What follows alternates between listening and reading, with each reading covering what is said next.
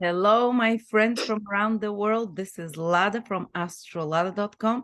And today my guest is the astrologer and philosopher and Oh, esoteric researcher Karasi Atasio. And the topic today is what how to call it? Maybe karma and the free will.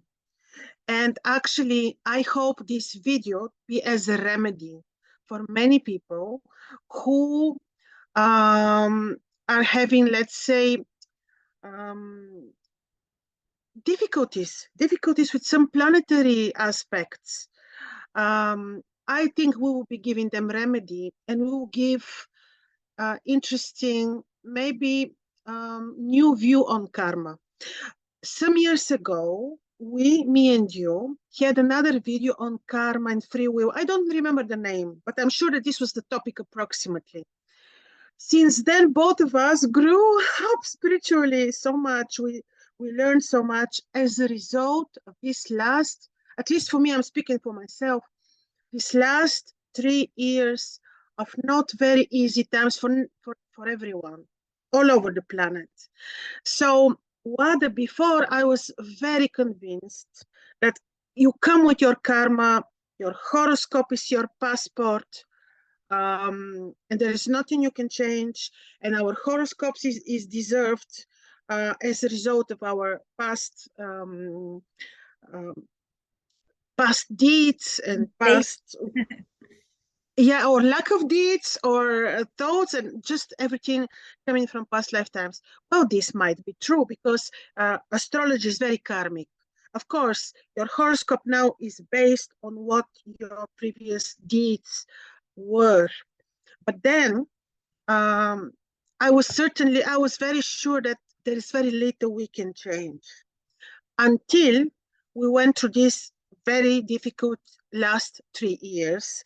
And I'll explain this a little bit more from sidereal perspective. End of January or beginning of February of 2020, Saturn entered sidereal Capricorn. Sidereal Capricorn, where he was very, very powerful because obviously he's ruling Capricorn. He had the highest dignity which he can ever have. So he was not solely with other, of course, he was among the main planets who brought these very important changes for the world. And then um, what happened actually is that I wrote it down on the 12th of January, so immediately after Saturn entered, or around this timing, when Saturn entered Sidereal Capricorn, um, just before entering, sorry, we had Saturn-Pluto conjunction, which happened in the very last degrees of Sagittarius. And you spoke about this, I spoke about this, was for us was very, very ominous conjunction, rare, and we knew how karmic, how important, how many changes for the world, for the collective, for every person on earth this will mean. We knew it. Of course, we were not very, very sure what exactly they might be, but we knew that this will bring totally different fundamental changes related to institutions, governments. Of course, Pluto is very much related to um, the difficult karma because he's ruling the eighth house in astrology. He brought totalitarian control and all these changes, which I don't want to repeat. And when Saturn and Pluto met, we also know that this conjunction is valid for the next approximately 30 years minimum. We know that. And I felt very bad and I thought, finished, we are doomed. We have Saturn Pluto conjunction. The next 30 years will be very hard, very hard. But then, what yes? Always have Saturn Pluto conjunction cycle every 30 years, but this one in particular felt very. Yes, true, true. But then um, we had what is very rare, which happens one time in 800 years, what some call the Star of Bethlehem. Maybe so, maybe it's not. We haven't witnessed, maybe we did, I don't know. This was on the 21st of December of 2020, Jupiter-Saturn conjunction. Here comes the key, Lada, because I was wondering, of course, we know it's very ominous. We knew that with this, because some literature is describing this as the Star of Bethlehem. As a result, Jesus Christ was born. So we knew this bring greatest awakening, something good for the world. But then I was very worried. Okay, we had Saturn, Pluto, and now we have Jupiter, Saturn, which is the beautiful one. How to how to combine these two, especially when it comes to the karma of the world, to these major events, to the awakening of the people. And now, after 3 years, I think it is becoming very clear what actually this means. First of all, Saturn Pluto, the scary one, was there to give us the challenging time. And then Jupiter and Saturn was exactly what happened. No, maybe not exactly, but we can really, there is some resemblance, certainly 800 years ago or 2000 something years ago when it happened. This is when this is it's not a cliche, the true great awakening. What is it about? You're starting to see, to realize how powerful you are. This is the great awakening, to know who you really are. The more we understand, the more we are in control of the karma, because yes, we inherit our horoscopes as a result of previous actions and so on, what we just said. But nobody wanted us to know that actually we have the power to change events. We have the power to change and to improve the karma instantly in this lifetime. This was for me really, and I saw this, how, I'm not speaking just because I imagine this might be so, but because since this moment in 2020, I had readings with so many people, and you just see it. I'm speaking from experience. I see how people who are able to see are also who understand their horoscopes, who are facing with open mind the challenges in their horoscopes, who are also able to change things because they understand their own powers. And this came after this Jupiter-Saturn conjunction. So you think there was like a big, not for everyone, obviously, but for people that are ready, the Jupiter-Saturn conjunction ushered in and pushed in a self-realization of sorts, self-understanding and more knowledgeableness. Why did you say it's so rare? There's Saturn-Jupiter conjunction every 20 years. How was this rare? A rare is the one which happened, the one which was forming the Bethlehem star.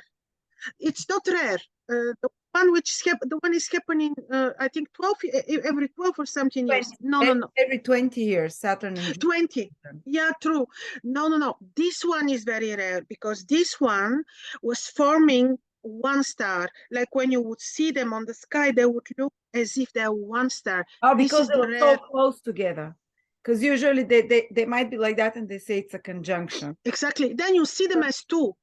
Yeah, you could still, I watched it on the conjunction. They still look like two stars, but they were very, very close. Like they said, closest it's been in hundreds of years together. So what from some geographical coordinates, territories, they would look as one star.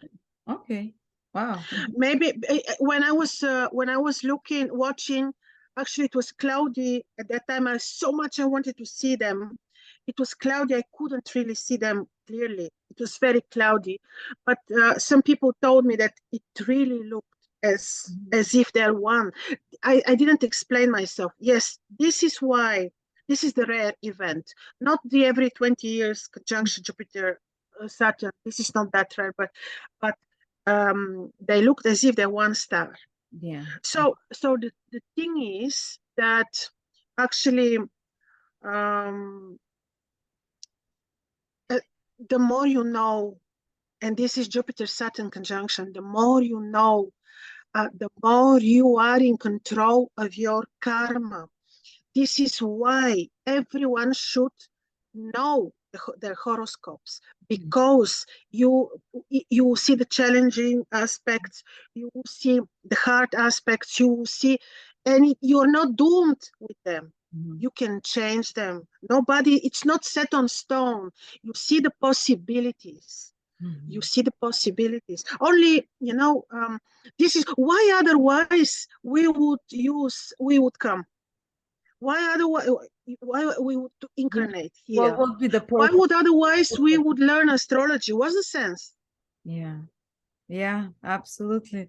And just I remember someone telling me on one of the videos that was Venus Saturn hard aspect, and she said, wow, just understanding this, that I have this and what it means, makes me aware now that I'm always very suspicious in relationships, and that I kind of sabotage the relationships in advance because I doubt my partners from the very beginning. And she's just realizing that made me, every time I catch myself in doing it, pull myself and say, maybe it's not so bad as I think. Maybe he's not, maybe I can trust them more. And you say just that little by little allows her to free herself from the curse of Saturn hard. Very. And I will also tell you another thing. Already by knowing, you know the challenges. Even if you do not start doing active action, you, by your intention, you're improving part of it already by knowing simply. This is one. Secondly, there is this great work of the Russian Wazarev. Sergei Wazarev, who wrote, he's my very favorite. He wrote the Diagnostics of the Karma. Yeah, 9 books. It exists in English. It's translated. Books, yeah. And you know what he's saying? He's saying that when you forgive, this is the tool. He says this is the greatest remedy. But this comes through knowledge. You have to know what is the issue what is the challenge in your horoscope. But once you forgive, not forget. You don't need to forget. But when you forgive, instantly, right away, you're already removing, improving your karma.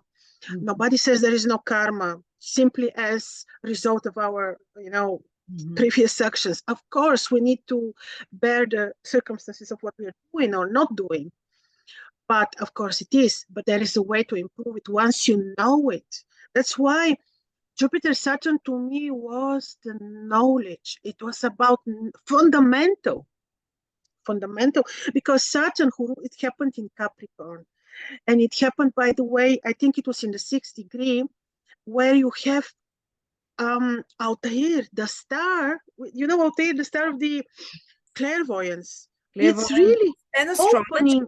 In ancient texts, Altair is the star of astrology. It's an occult star of knowledge, of higher knowledge. Exactly. Look how literally it's like a truly seen opening your eyes.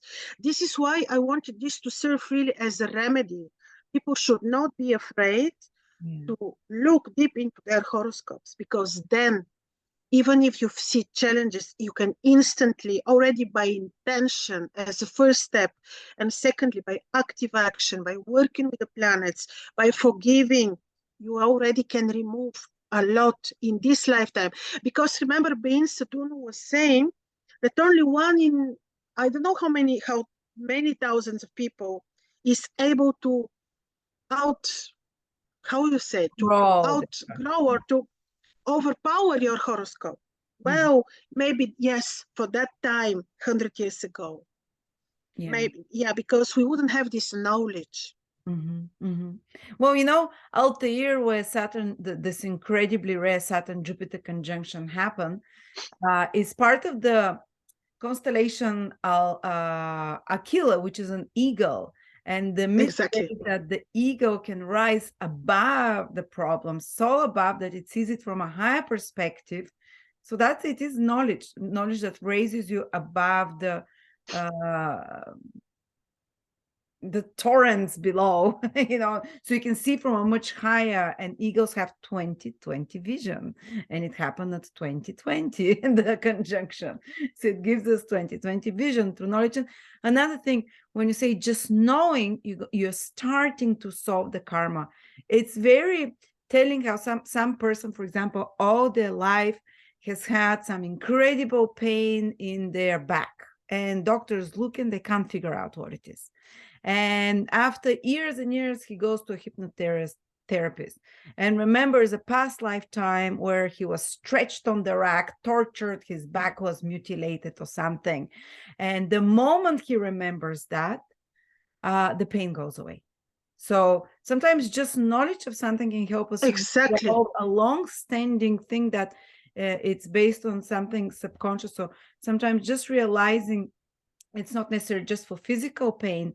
It can be for some other health, some other emotional, psychological situation that we're stuck for years and years, self-repeating pattern or whatever. And then you, like a psychologist, would tell you, well, maybe you're doing all this because your dad abandoned you. And just the realization of that sometimes can start the healing process. That, Also, the creation will not give you a problem without the solution. We were given the problem, Saturn-Pluto conjunction, very heavy, scary. And immediately, some months after, we were given the solution through knowledge. But of course, we cannot stay passive and do nothing. We have to research, we have to study, we have to learn. There is no other way. It doesn't happen automatically. It requires effort, certainly. Well, the Saturn-Jupiter conjunction is also known as the Rosicrucian or the philosopher's conjunction. So it is about deep thinking. Sit and examine your morals, and maybe not on your own. Maybe have someone help you, through some knowledge, through some consultation or whatever. But that's exactly what can lead you to those breakthroughs in consciousness. And sometimes a breakthrough can be instantaneous. Sometimes you realize something, and it takes you years to untangle it, but you know now where the root cause is.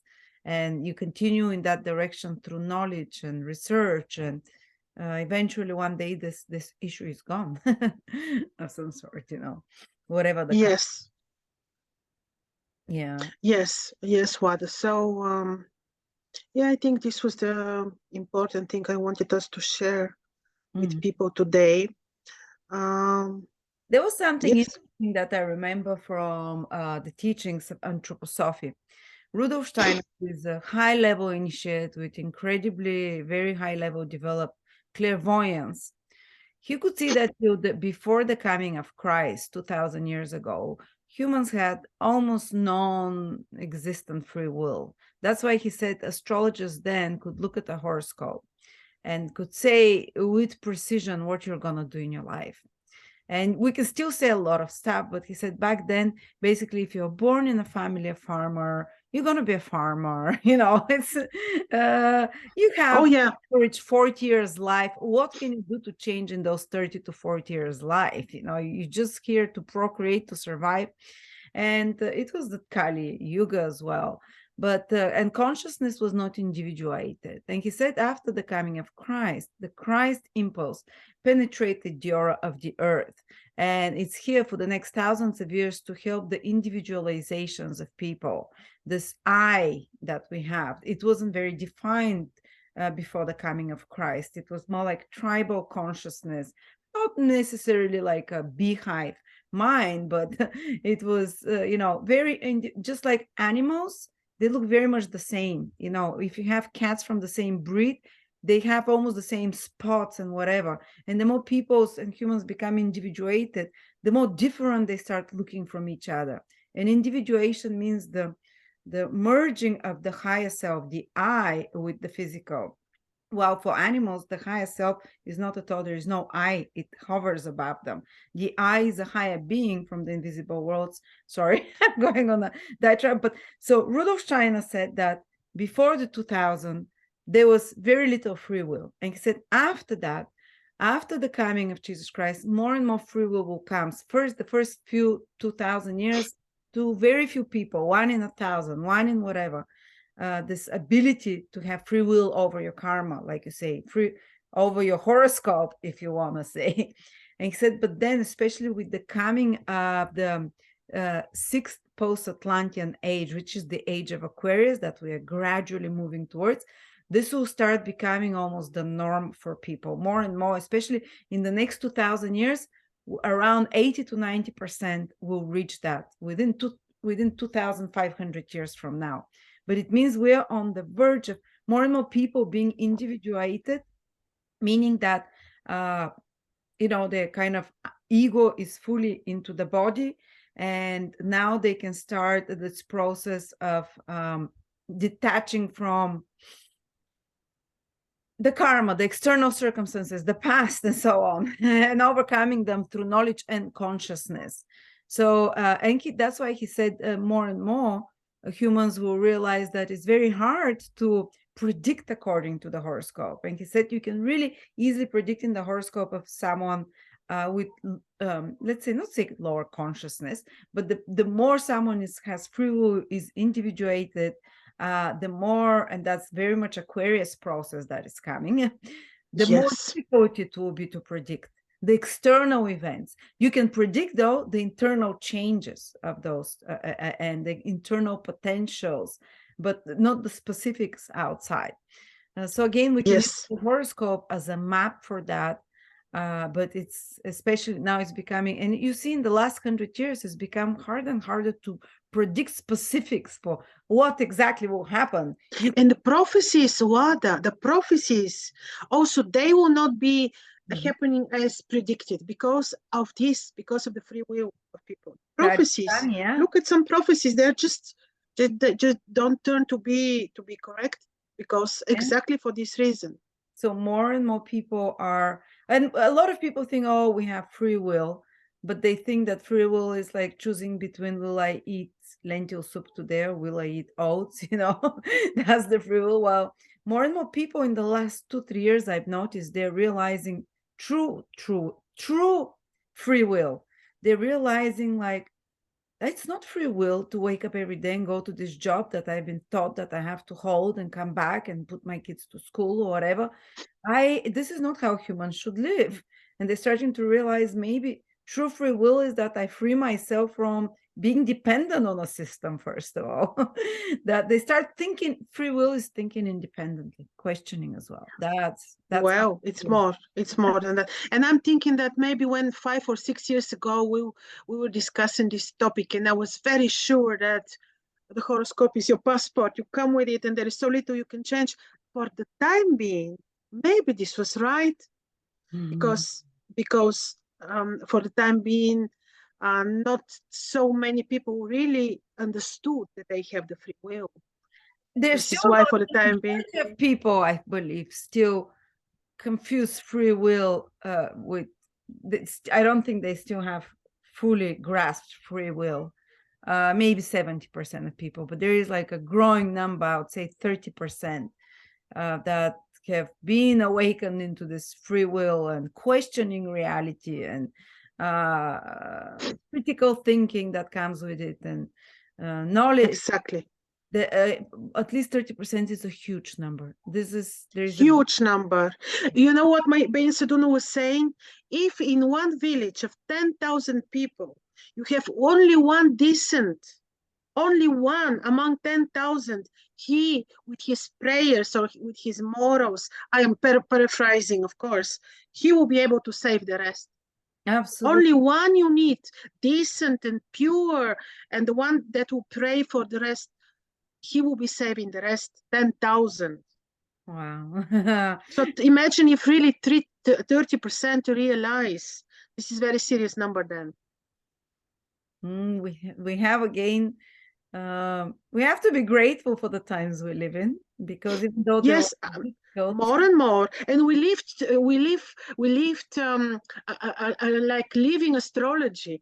Like for us was also very interesting, to live through these processes, to witness Jupiter-Saturn conjunction as a Bethlehem star, not the 20-year junction, was also unique chance. But with that, I guess on that positive note, we can tell to people now that after the last 3 years, you know, you're not a victim of your horoscope. Actually, you're a master of it. And You're a master of it, but you need to know it so yes, that you know the possibilities that you need to work on, the challenges that you can change. even if you're Oh, not everything happens through astrology, knowledge, knowing. even if you're not in astrology, you have to know what you understand what your challenges are, basically. Yes, through astrology or other means. This is just one of them, of Yeah. course. Yes. So if anyone would like actually to contact Krasi, I'll put the link below. Krasi is doing Thank you, Wada. great reading also for Saturn. In Saturn is changing signs now, and Saturn is very much connected to karma. And Yeah, Saturn entered a couple of days ago Sidereal Aquarius to stay there 3 years. So another interesting, thing to. that's the constellation of free will. For me, Aquarius is free Oh will. yeah, absolutely. So another wave is coming. Oh yeah, another. Thank you Okay. so much, and have a Thank you, Wada. Thank you. for joining us, and have a wonderful free week ahead. Bye bye. Bye bye.